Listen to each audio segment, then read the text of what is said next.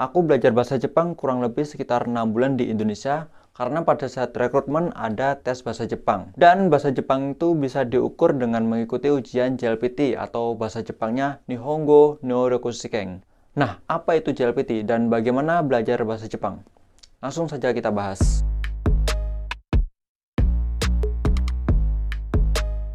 JLPT adalah singkatan dari Japanese Language Proficiency Test atau dalam bahasa Jepang dinamakan dengan Nihongo no Rokushiken. Ujian kemampuan bahasa Jepang ini ditunjukkan untuk orang-orang asing yang sedang belajar bahasa Jepang yang diadakan di berbagai negara termasuk Indonesia. Di Indonesia, JLPT diadakan di 7 kota, yaitu di Bandung, Jakarta, Yogyakarta, Surabaya, Medan, Denpasar, Padang.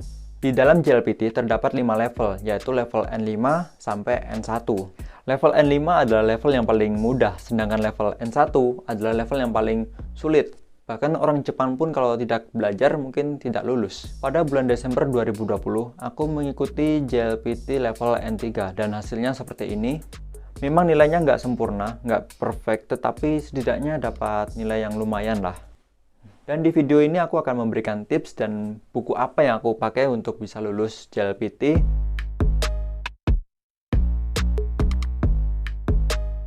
Soal-soal di JLPT ada 4 macam. Yang pertama yaitu soal mojigoi, yaitu memahami kosakata dan kanji. Yang kedua yaitu chokai, yaitu menguji kemampuan pendengaran dan memahami dialog. Kemudian ada soal dokai, yaitu soal untuk menguji pemahaman tentang membaca artikel. Dan yang terakhir yaitu bumpo, yaitu soal untuk menguji pemahaman tentang pola kalimat. Sekarang ini lagi rame-ramenya pergi ke Jepang dengan menggunakan visa SSW atau visa Tokuteki no, yang mana syaratnya harus dipenuhi yaitu harus memiliki sertifikat N4 atau JFT Basic. Tapi kalau kalian punya level N3 atau N2 itu lebih bagus. Bisa juga digunakan untuk melamar program caregiver atau perawat lansia di Jepang. Dan untuk kalian yang ingin kuliah di Jepang, ada syarat yang harus dipenuhi yaitu salah satunya JLPT juga.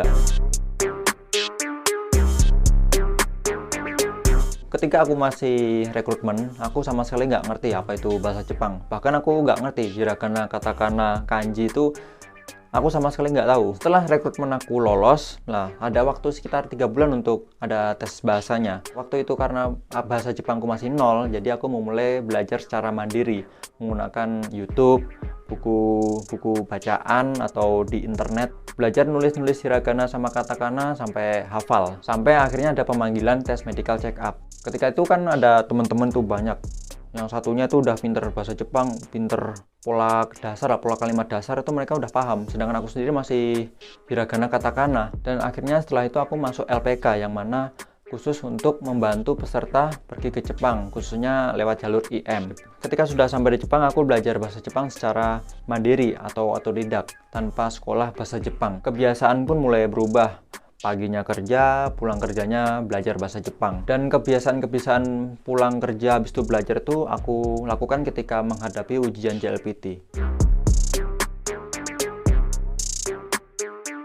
Caraku untuk bisa lulus JLPT ada dari berbagai sumber. Yang pertama aku menggunakan buku-buku latihan soal yang mana aku beli sendiri di toko buku di Jepang. Ada juga yang dipinjemi dari senior yang mana buku itu untuk mempersiapkan ujian bahasa Jepang. Kalau di HP aku menggunakan aplikasi Study Kanji untuk yang Android, dan aku juga membaca berita dari NHK AC Japanese. Di situ kan ada kanji sama voice atau rekaman audio, jadi bisa ditulis tuh kosakata atau kanji yang tidak tahu, dicatat dulu. Untuk kosakata aku menulisnya di Memocho.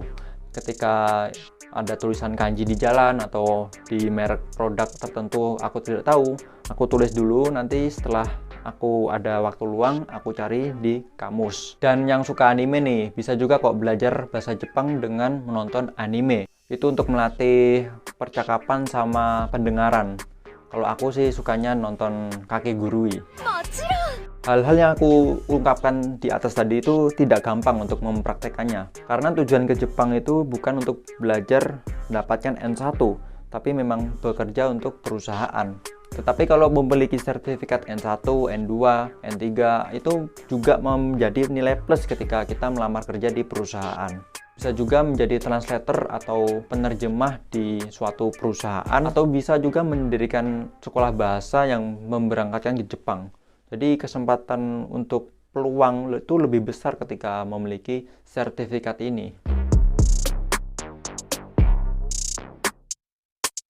Tips yang pertama yaitu harus sering-sering latihan mengerjakan soal JLPT.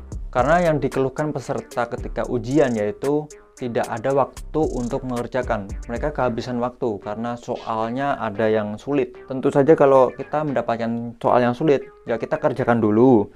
Kalau memang masih ragu-ragu dengan jawabannya, ini A apa B ya? Ini A apa B ya? Bisa dilompati dengan soal selanjutnya. Tapi ada sisa waktu, bisa digunakan untuk mengoreksi soal-soal yang masih ragu tadi. Terus yang kedua yaitu membawa bekal makanan. Jadi kalau bisa kalian bawa bekal sendiri dari rumah atau beli di convenience store atau konbini. Beli onigiri atau ocha, yang penting dimakan waktu istirahat. Karena ketika ujian kita menggunakan energi dan pemikiran sehingga menguras tenaga. Nah ketika perut lapar, waduh ini udah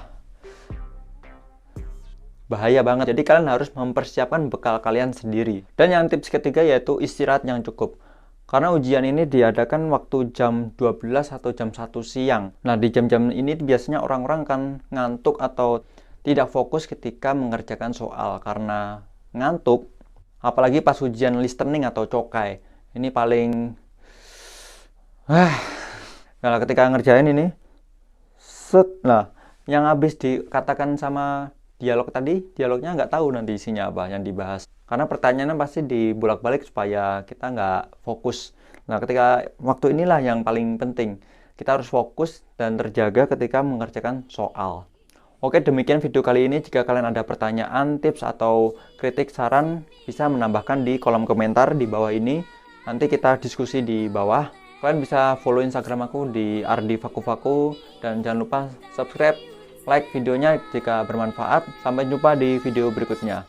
Salam Genki.